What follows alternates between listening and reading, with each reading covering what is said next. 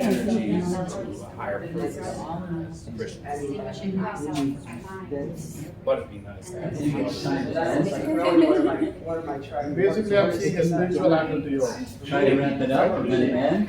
I identify with like a feeling of the anticipation that all of us have inside. That's what we all strive to measure our different something. Measure outside in order to fulfill something which is our. This group over here is not as old, I gotta end. Yeah, I do the same thing. I still have this today, yeah. Okay, yeah, we're almost done. We're done. Yeah, okay. Okay. Connection is Vedanta. Vedanta says look inside. Okay, Within. somebody that can be succinct. Can somebody in this group here, there's two groups. The succinct speaker and who's gonna be, you're gonna be So the. you stop watching news then? You stop watching news. He's pointing at you. Okay. All right. Here's the little microphone.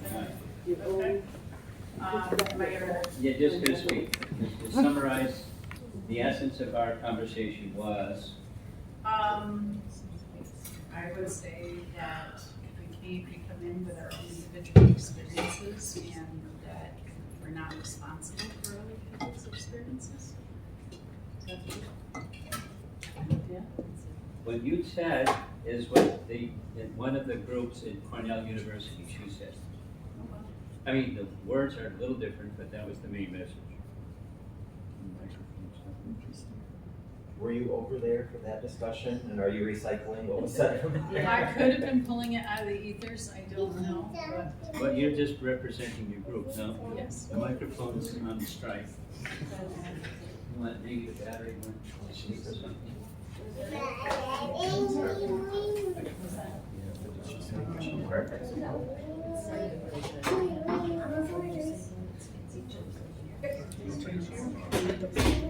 This group here, who's our spokesperson? Communication. Here we go. I teach news. Sorry. Stop trying to better yourself. Keep trying.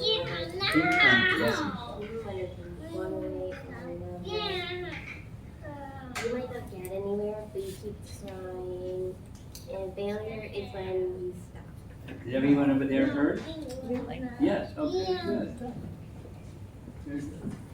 Well done. We're going. Who's the spokesperson in this group? Okay, go. Okay, hi everyone. Our group, we talked about failure in a couple different contexts, but the main thing is there were two different types of failures. There was failures when people around you or society, parents, teachers, so on, were expecting things of you and you couldn't meet their expectations and you feel you failed them. And then the second aspect of failure is when you had your own goals and expectations and you weren't able to meet them. So we both kind of found failure in both of those things, and it especially hurt when we couldn't even meet our own expectations. So that's kind of what we went through. So. Good. That's succinct. Who's the succinct spokesperson in this group?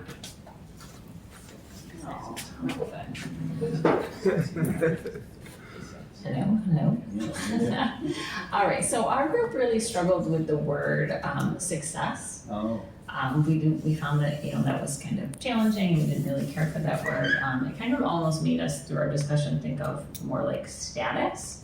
And so as we kind of processed this, we realized that success to us, as we talked it through, was really about really being subjective and thinking about what your own kind of barometer was or what your own yardstick was, and really measuring that against yourself, and not using your yardstick to measure somebody else's success. Yes.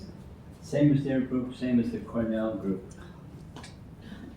There's some vibration going on around here. And this is a big group, and you're the main spokesperson. Can you be short? Yeah, I'm the troublemaker here. You're the troublemaker. That's gonna be succinct. Yeah. That's the trouble. Yeah. So basically we discussed what success is. First thing is in today's world, because that was the emphasis of what it means in today's world. Because we are in the age of social and digital media. So a few things came up: relationships, successful relationships, and this gentleman here said education. Then there is something called creative energy channeling toward higher purpose, and then filling of empty space within with something positive. And another person said anything positive, and another one said having our own subjective approach to success that gives happiness. Yeah. These were a few things. That was succinct. Thank you. Well done, well done. And your son is well behaved too. That's nice too. So, to move, I mean, one of the things that I heard you say, which is true, that in Vedanta, the teaching is don't look outward, look inward, and the success is an inward introspection. When then still it's, it's subjective. What to me is an inward success might be something else for somebody else. The yardsticks or the barometers are subjective, which is. However, negative emotions, as one of the groups said, when we don't meet our own expectation, that's more debilitating, or it has more negative emotion connected. So here's a little slide just to bridge into our next topic. In the previous century, failures were seen as bumps in the road. In the first half of the 21st century, failure is seen as the end of the road. And people get labeled as failures. I know some people in high places that they like that word. It's like, I don't like that word. It's not nice. However, now this is particularly for college, but maybe beyond college as well. Lots of social pressure and expectations of others. That was one of the options of a failure. And it's at Cornell, that was the buzz. They're feeling lots and lots and lots of pressure. Not even their own, but also others' expectations because they're in a big school. And so this is taken from China. As you see, the subtitles are in Chinese, but lots of expectations from others, which your group also touched on, the standards of success. Social pressures and social status, which form conceptions around success and failure, inhibit our ability to be open to accept our life condition and our emotions. This is on the topic of acceptance. And if you can buy into my standard of success needs to be my standard of success. And you don't discount other people, but it has to be your voice, your values. Here's we're almost done with this section. This is a painting of Brahma, who's the original person in the universe according to the Vedic texts. He puts the universe together. And there's Krishna. He made a little boo-boo with Krishna, and so he's recognizing he's going to get a reaction for his boo-boo. But the text says, my dear Lord, one who earnestly waits for you to bestow your causeless mercy upon him, all the while patiently suffering the reactions of his past misdeeds, and offering you respectful obeisances with his heart, words, and body, is surely eligible for liberation, for it has become his rightful claim. This is a spiritual approach to misfortune that comes, and accepting the misfortune that comes, knowing where you're going, with confidence of where you're going. And this is a Bhagavad Gita verse, chapter 12. A pure devotee is never disturbed in any circumstances, nor is he envious of anyone, nor does a devotee become his enemy's enemy. He thinks, this person is acting as my enemy due to my own past misdeeds, so it's better to suffer than to protest. I wasn't a big Shakespeare fan, but this is a standard big line in Hamlet. whether it's nobler to suffer the slings and arrows of misfortune, and all of that, or to protest.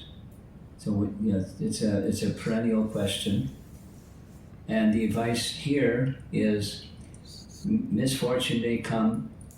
Generally speaking, misfortune will come due to some past misdeed. It's a karma principle. And I accept responsibility for my past misdeeds. That's the upper one also. But all the while I'm going to stay focused on what my higher purpose of life is. And so it's good to be very clear what the higher purpose of life is. And that's a good lead-in for key number 2, power of goals.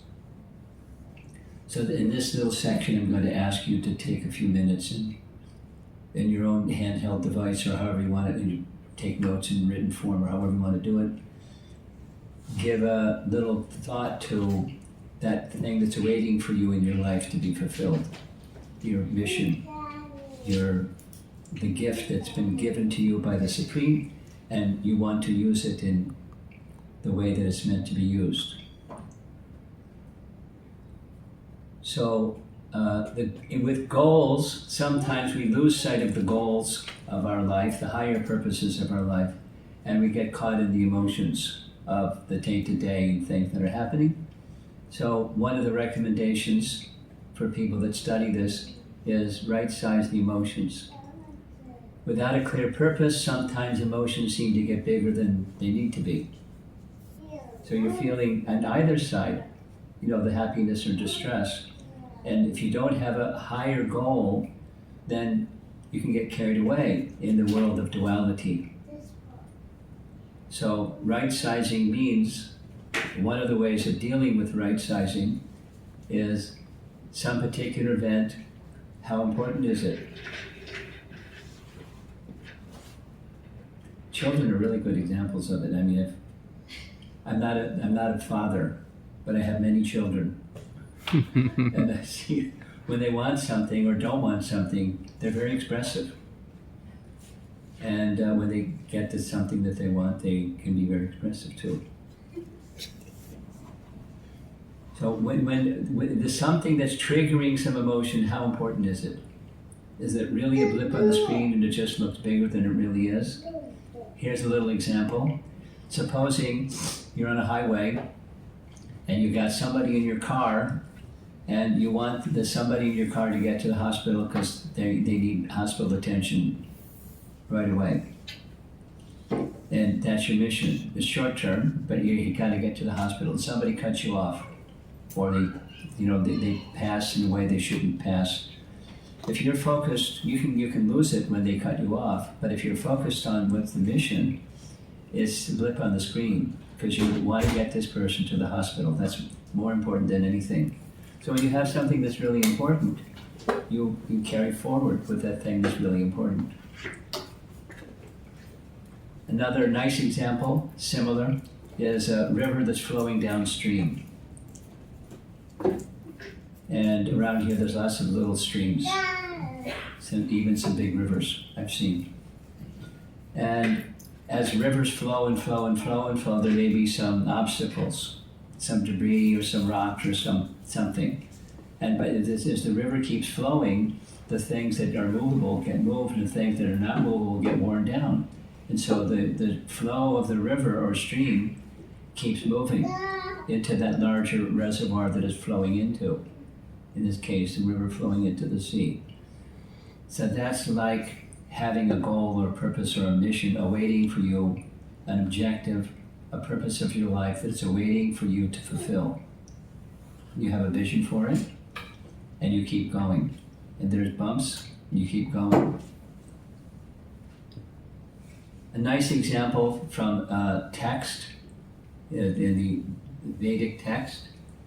Again, I'll make mention of Arjuna. He's the one that received this message from Krishna, Bhagavad Gita. And Arjuna had a mother, and she's pictured in the painting here. And Arjuna's mother and her 5 sons had difficulty after difficulty after difficulty. They were very elevated persons. And they found, time and again, they were rescued from that difficulty by Krishna's kindness. So at one point, Krishna's leaving. He rescued them, and now he's going back to his capital city in Dwarka, and she greets him that he's getting on his chariot and saying, please don't go. I'd rather have the calamity of misfortune, because your presence is then, we can count on it being there. And now when things are settled, you're leaving, better to have the calamity.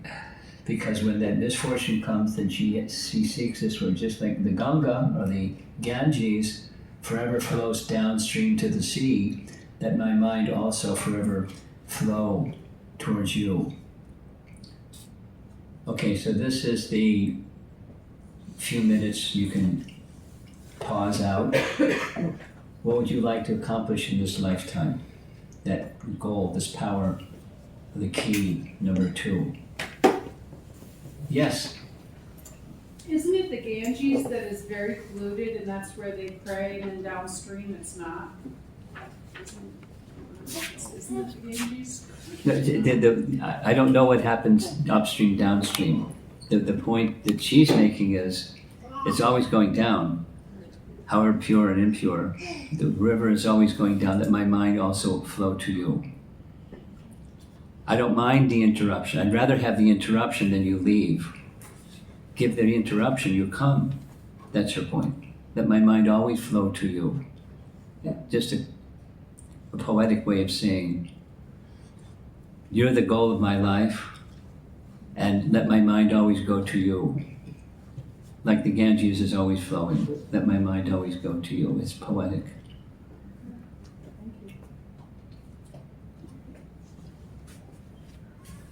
Okay, you ready to reflect on what you'd like to accomplish in this lifetime? Maybe some of you already have a clear idea.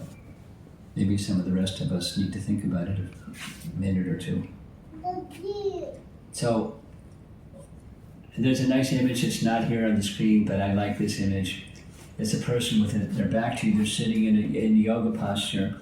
And over on this side, there's a big mountain that has an image inside the mountain of a child in a womb, so birth. Then there's a big space, and over on this side is a big mountain that has the picture of a skeleton. So in between is life. Between birth and death is life, and what goes in that space? What is it that you were meant to accomplish in this lifetime? Not just the social expectation ideas of what you're meant to be, the success, that kind of idea. But what is it that you're meant to fulfill? That's the question. And it's something that I learned long, long ago from my teacher. When a goal is well defined, it's easy to take steps to get there. Little by little steps to get there. But if the goal is not well defined, good luck getting there.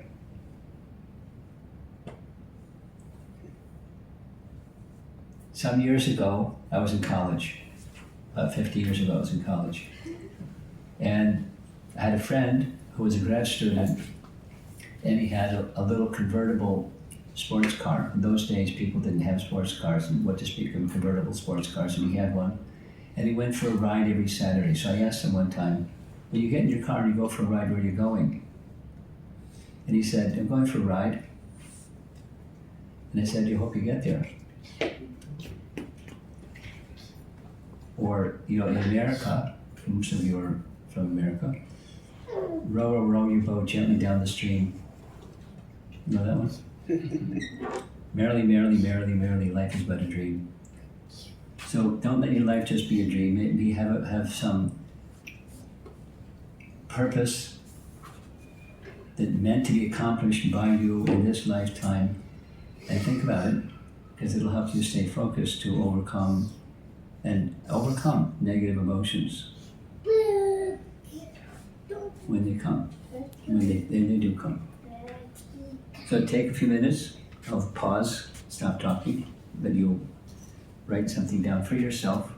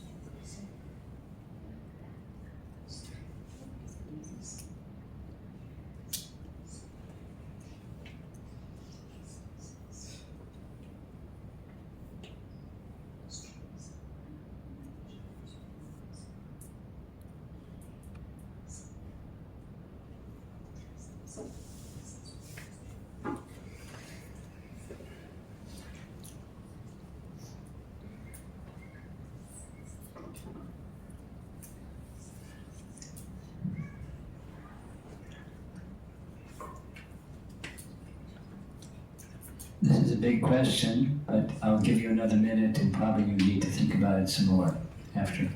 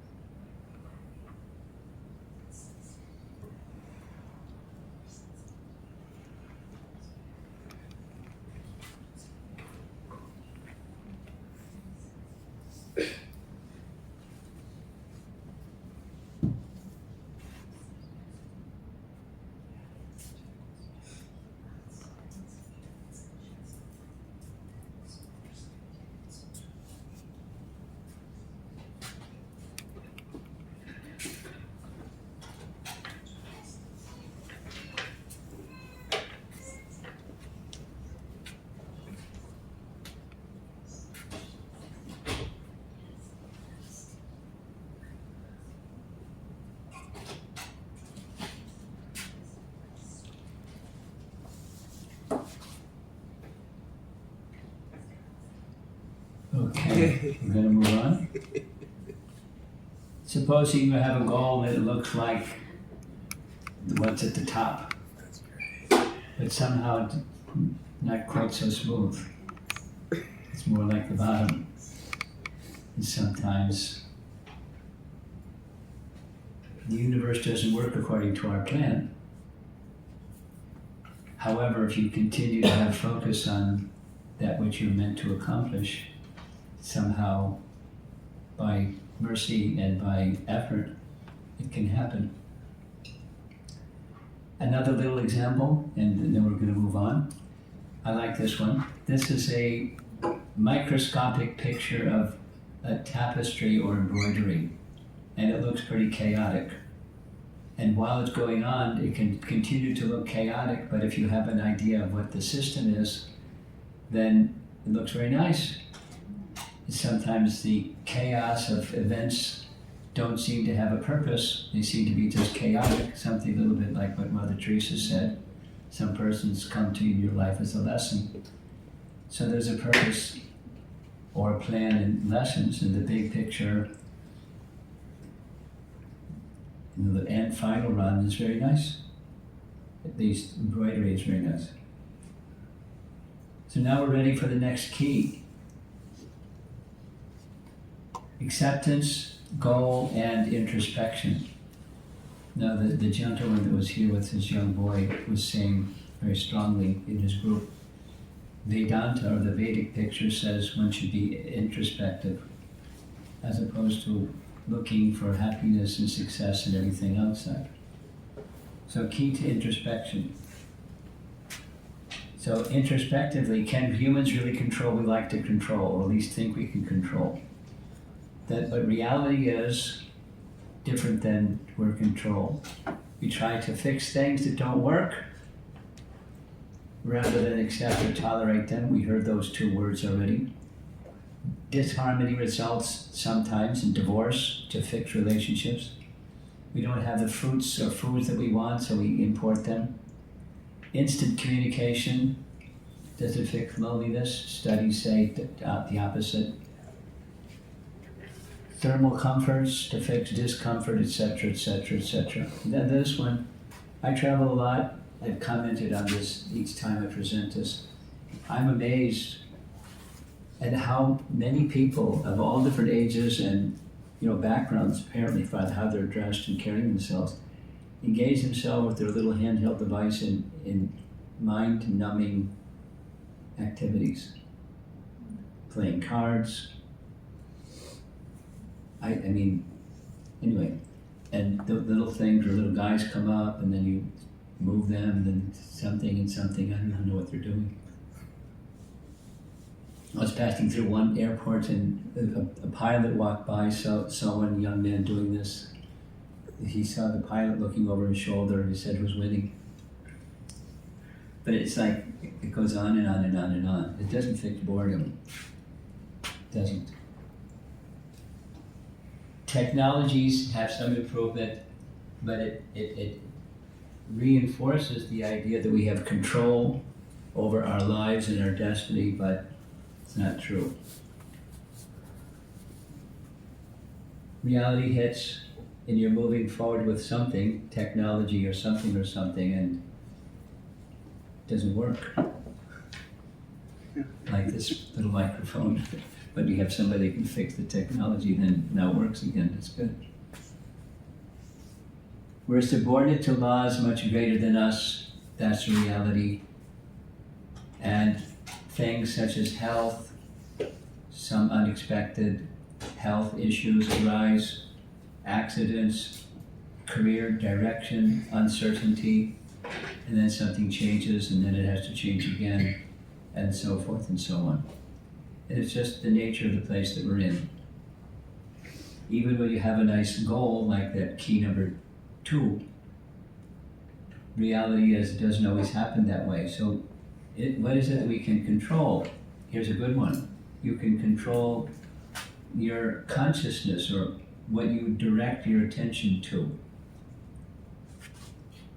And I think this is a place where the Viktor Frankl messages, I can't remember. Look at the split screen. No, it's not there. So Viktor Frankl writes in this Man's Search for Meaning. I like Viktor Frankl because he has wisdom. One thing that cannot be taken from a man, regardless of the circumstance, confining circumstance he may be in, and that's a man's choice or a woman's choice, how you're going to use your free will, given any circumstance that you're in. That's a freedom that you have. I had this discussion with a younger person, and they really hit their button because they really relate to freedom. They shared when they were a little bit younger. They thought freedom meant to do whatever I want to do, anytime I want to do it, and they realized the folly of that one. But freedom is important. We're Americans, but this was not even American. We value freedom, but the freedom of choice is something that can't be taken from you. So that's something you can control, and especially powerful is if along with that which you have, you choose to direct your consciousness towards as a spiritual goal, then that from spiritual well-being, material well-being follows, like a shadow follows the object that casts the shadow. Okay, last, power moving forward. Like this now.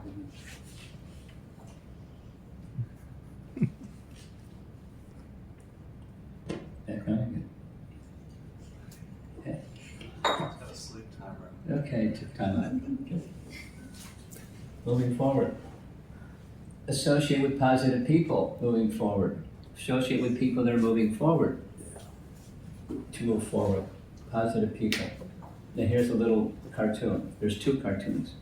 And these are both, just background, these two cartoons are from public transportation in Holland, and they're promoting public transportation. But it's cute. I hope it works.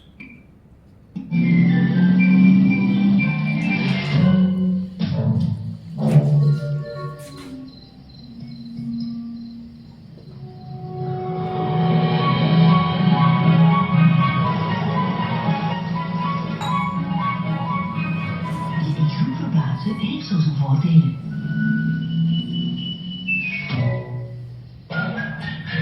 Ontdek alle voordelen van een bus in de tram op de lijn.be. Good association, you get better direction. There's another one, similar idea.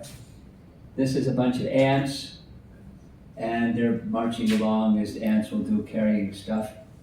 And there's an anteater that's got kind of like a nozzle, and he's trying to eat ants because he's an anteater.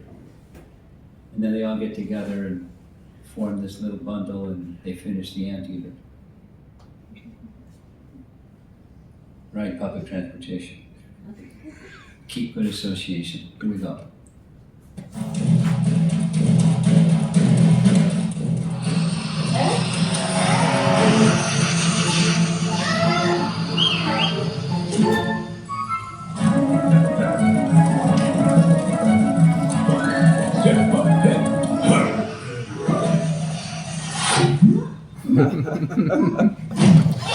Jullie gaan verplaatsen heeft zo zijn voordelen. Neem de bus of tram en vermijd parkeerproblemen.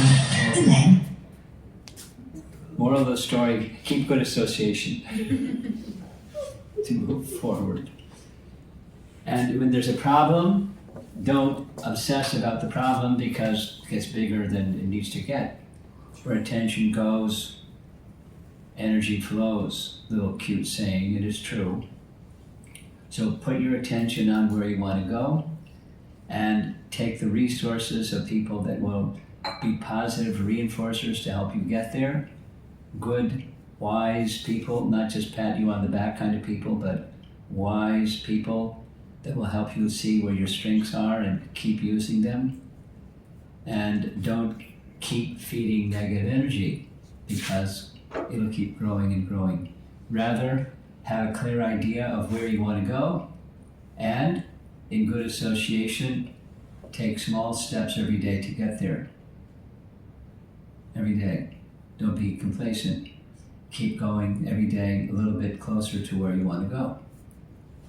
Incremental steps to trust yourself and to trust others. Incremental steps in doing something positive for yourself. Incremental steps in applying mantra meditation in your life. Little plug for mantra meditation. And don't make promises to improve that you can't keep. It will only exacerbate feelings of failure. And I think that's it. One of the teachers I look up to, previous person, made the same statement in a different way. Progress is a series of small steps in the right direction. So it's really important to know what the right direction is. And it's also important to know what doable, maintainable, sustainable steps in the direction that you want to go. So take little steps, keep going with little steps in a very clear sense of direction. Wisdom literature will always be beneficial to help guide you making those steps. Count your blessings, standard recommendation. Gratitude. Think about all the care and elements of joy in your life. Write a personal letter to Krishna or whoever you feel is a source of things for you, thanking that person for their wonderful things. Think about the sun, beautiful nature, your breath, digestive system, taste and vegetables, your parents, friends, education, etc. Education, right? In the bathroom, there's a where I'm staying with Dolly and her husband, and their child is out in the hall with the husband. So there's a little book, I guess it's for the child. Love the sun, love the moon. So, count your blessings. It's just as simple. Sometimes we're too busy being successful to recognize the things that we have and feel grateful for them. This is another plug for chanting of mantra meditation, because session number 2 spent a lot of time on mantra meditation. This is session number 3, but this is speaking about the power of meditation or mindfulness, and that's one of our topics during this visit. I think it's Wednesday topic, mindfulness. So mantra meditation is a very effective way for mindfulness, and you add that to your life and it'll strengthen your mindfulness in all that you do. All that you do. And there's my spiritual master, and he's the one who introduced me to this yoga process. I mean, he's the one that I've been living for over 50 years. And Bhagavad Gita. Here's a little story. Once upon a time, I was a college kid. And I had a philosophy professor that I liked a lot. So we ended up developing a relationship outside of the classroom. And one of the things that he did is he took me to the pottery room. He was a Taoist. I didn't know then, but I understand now. And he showed me how, he explained to me, he helped me feel centeredness by making pots in the pottery room. A lump of clay, put it on the wheel spins. You have to center yourself in order to center the clay, and centering the clay helps you center yourself. He was sharing this with me. So we made clay pots together, feeling centeredness. And then sometimes he would read to me his poetry. And he was a philosopher. He lived his life as a philosopher.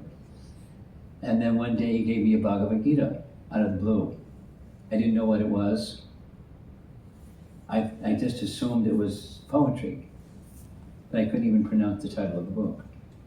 So I was carrying it around with me along with my stack of books and a clipboard. And another friend said, "Hey, I have one of those, but it's different." So he gave me his copy. He said, "Here, you keep this, it's a gift." So now I have 2 copies. And I thought, gee, if there's 2 copies, there's probably more. I went to the library and there's 5 other versions of Bhagavad Gita. So I checked them all out. Now I have 7. I started reading it, and I came to 2 conclusions. Not a book of poetry, and I don't understand it. So I kind of put that to the side, and then time passed. Somebody gave me version number 8. And I started reading version number 8, and I found it really easy to understand. And I was puzzled. Why is it so easy to understand? The other 7 I couldn't understand. But I couldn't understand, so I kept reading it, and I came to the conclusion that the approach is different. There's an approach that's the academic approach, the ascending approach. You get a flashlight to look for the sun. That's not how you find the sun. The sun is self-luminous.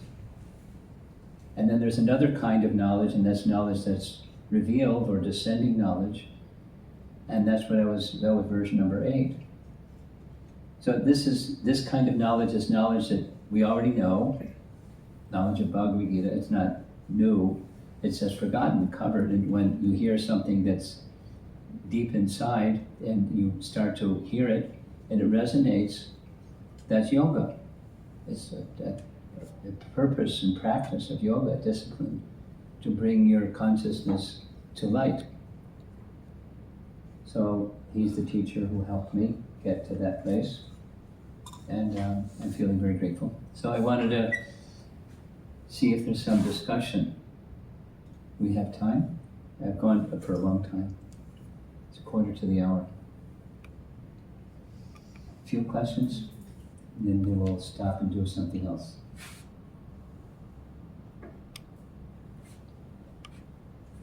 You have something? Thank you, Venerable Your Holiness. I was YouTubing one of your talks recently in Cornell, and you were talking about mindfulness and how the moment has become materialized. And if we are present in the moment, we're not materializing it, if you will. We're not attaching a abstract outside value. We're just living in the moment.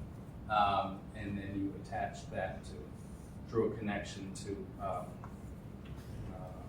nirvana, achieving enlightenment. So if you care to comment on that.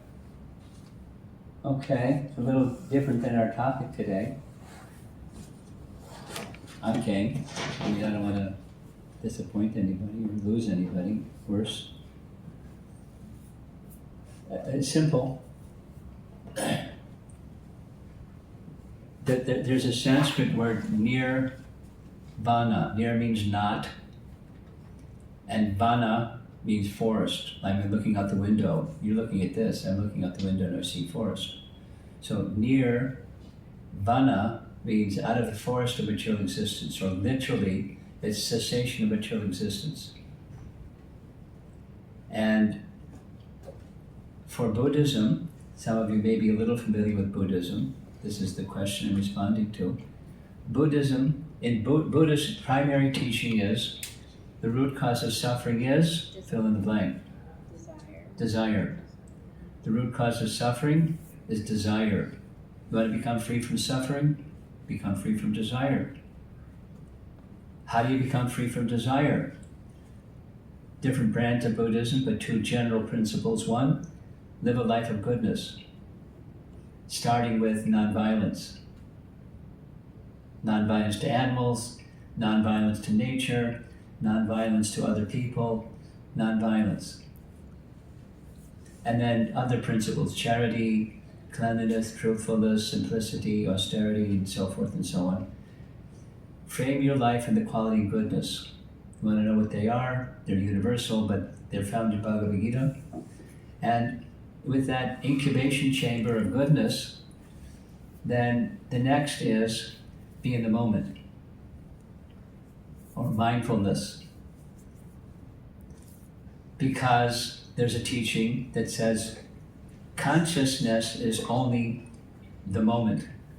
This is maybe going too far with this, I don't know. But that's what the teaching is. Kshanik Vijnanavad is the Sanskrit.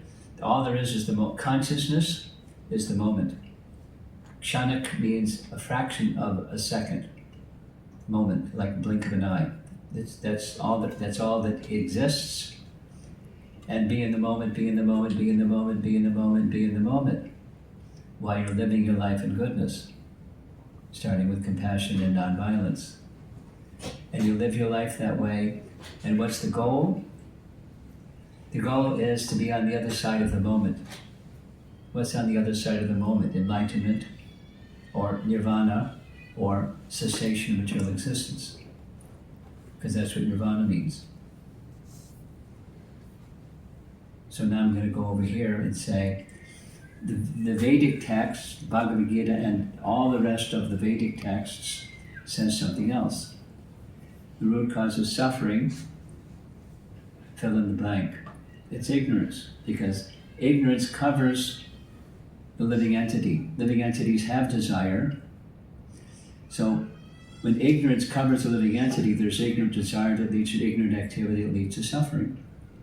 So to become free from suffering, become free from ignorance. How do you become free from ignorance? Turn the light on. Knowledge dispels ignorance. And so what's that knowledge? It's knowledge that's already within us, and there's a way to awaken that knowledge that's within you, and that's yoga. It's knowledge that you already know, but have forgotten because it's covered with ignorance. So hearing sound vibration that's in this descending knowledge, I mentioned it already, Bhagavad Gita is that kind of literature. It's descending knowledge. It's something we already know. It just has to be awakened. It's not something you need scholarship to know. You have to have a heart that receives light, and then you become free from ignorance, or you become situated in true transcendental knowledge, that's beyond matter. So that was your point. Beyond matter consciousness is yoga. It's transcendental consciousness. It's connection with that from which everything comes. And there's different systems of yoga. There's karma yoga, etc., without listing them. And it's in Bhagavad Gita. Different people have different natures. Some people like this, some people like that. Or several of our groups came with that understanding. So there's different systems of yoga that are customized for different types of people. And then there's the fruition of all of that. And that's mindfulness through transcendental sound, like Om, or mantra meditation was already mentioned, but sacred sounds. And by hearing sacred sounds, two things: the covering of ignorance is removed, and two, the remembrance of that which we've forgotten becomes awakened. That's yoga. Yoga through sound. Is that good for you? Thank you. Okay. Yes. You have something? I do. Okay. You asked us to think about what we'd like to accomplish in our life. Yeah. The accomplishment part threw me for a little bit because Uh-oh. I was thinking of the one thing that a place I arrived to, or something I acquire, and I was struggling with that because I've been thinking more of my life in terms of behavior and who to become and who to serve.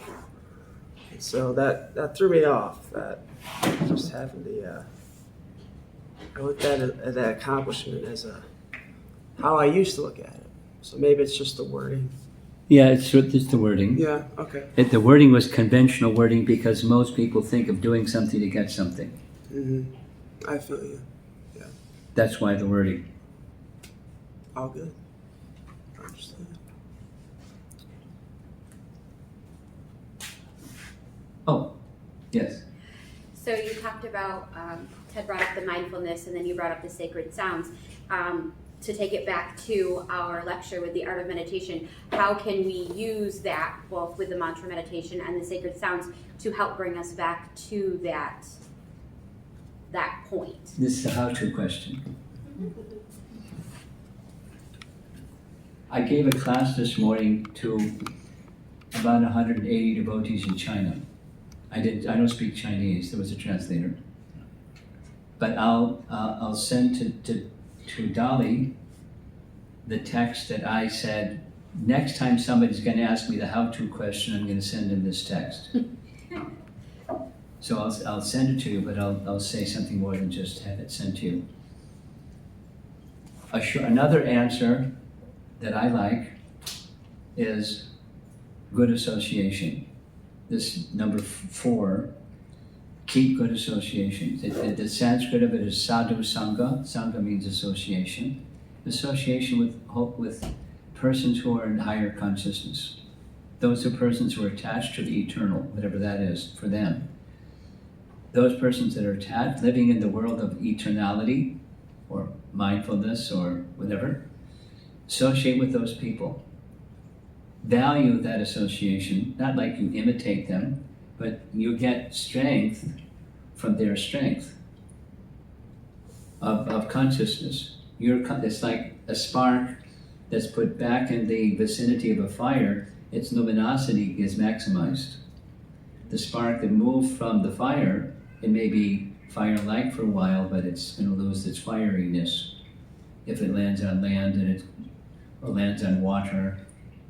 So keep good association, and in that good association, you do with the good association things that they do, and not just imitate, but take strength from their strength. It'll help give you strength. Now, it should be something that is already within you, it resonates. It's quite comfortable inside. Outside can be something, but inside it resonates. Because that's who you are. I mean, if it's who you are, then it resonates. And then you just continue going in that direction. It's the same way of saying the river that's flowing downstream.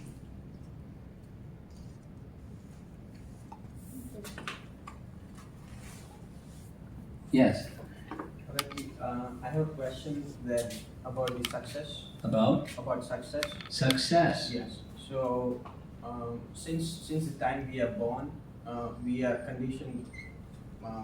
The time we put in the school, the society where we brought in, the surroundings where we have been Yes. grown up, or whatever Yes. we belong to, you know. Yes. But how we see that all of this is an illusion that that the society has created.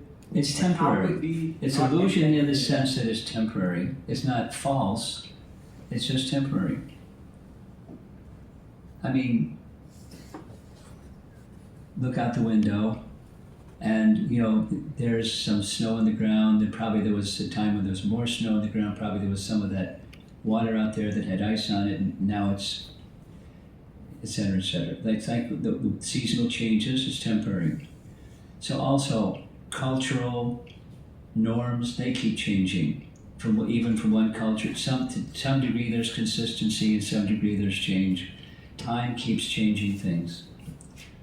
So try to find the recommendation in my response to what you're saying is you don't poo-poo expectations of others, but it's not the ultimate value for you, like education. Then what's education?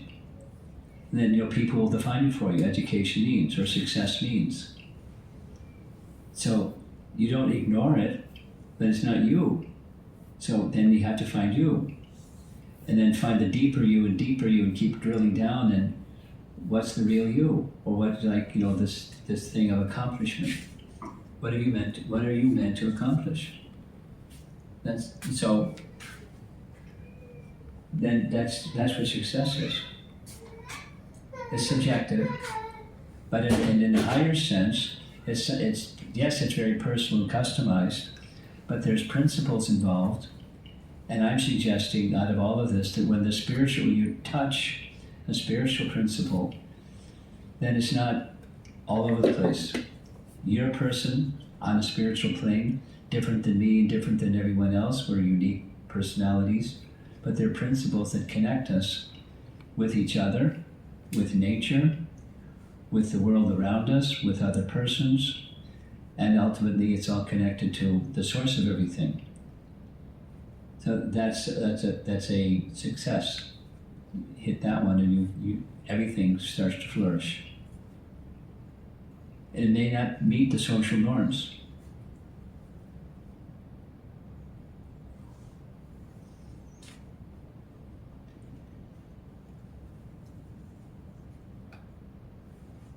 In a little while, I'm going to visit my sister.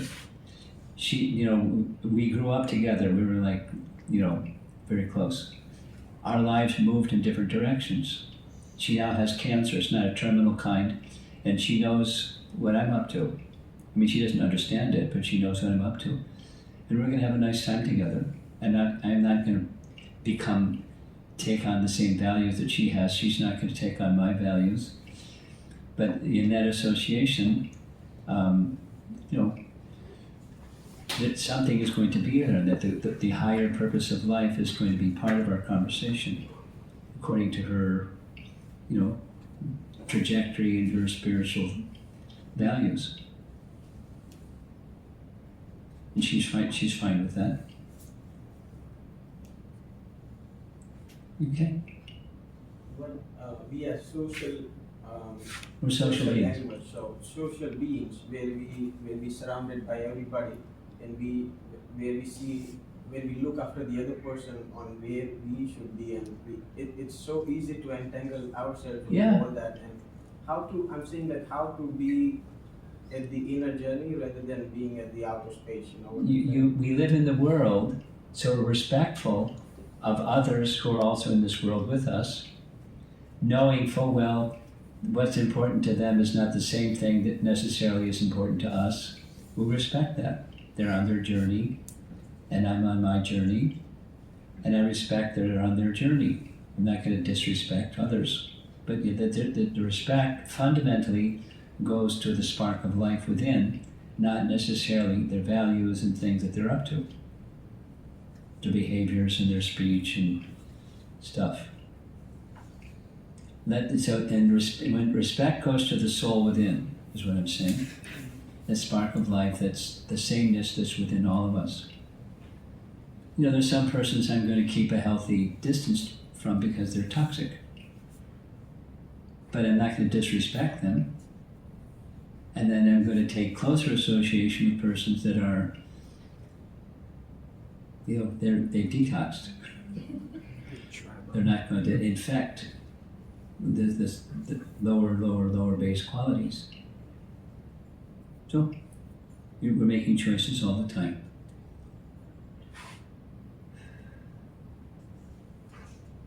Looks like we're done. So what's on the agenda? Dolly went out the room. Bring her back in. Chandra, I think it's kirtan time. Yeah, I think I'm just gonna make a small announcement and then. You're gonna make a small announcement. Do you want a little microphone?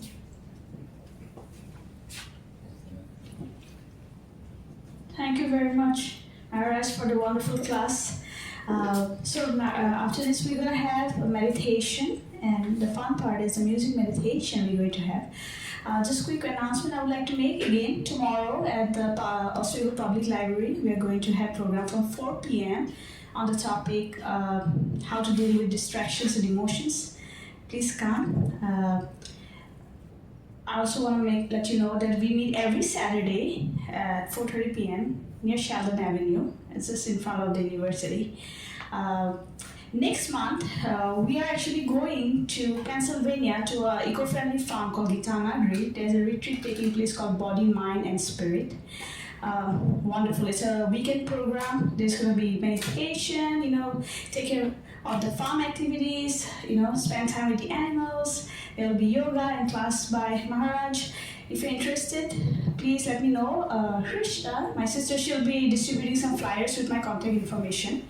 If you're interested, just let me know. Food, transportation, and accommodation are included there. So thank you very much. Please stay here for the meditation and the music mantra meditation. Thank you. Can we give a round of applause for our